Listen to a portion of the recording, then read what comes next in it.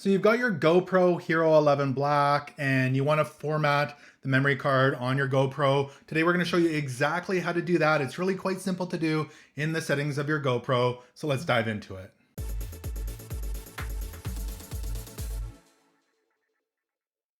So it's really quite simple to format your micro SD card on your GoPro Hero 11 Black. I happen to have a 256 gigabyte card in here with quite a bit of footage on it.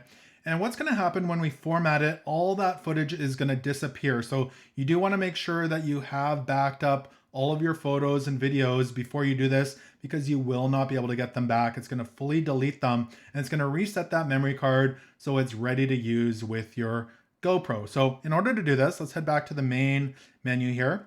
What we want to do is swipe down on our screen here from the top to the bottom. It's going to open up the menu system.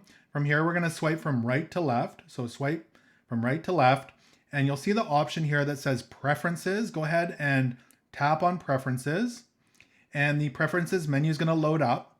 In here, we can scroll down all the way to the bottom, and you should see the option here that says Reset. So Reset is right there. Just go ahead and tap on that. And the first option that comes up for myself is Format SD card. So we're going to go ahead and tap on that. And it's going to give us a little warning here. It says delete all files and reformat SD card. So again, all of the files on that SD card will be deleted. So make sure they are backed up before you do this. When you're ready to go, just go ahead and hit Format. And it's going to start deleting and formatting that card. We'll let it do its thing here.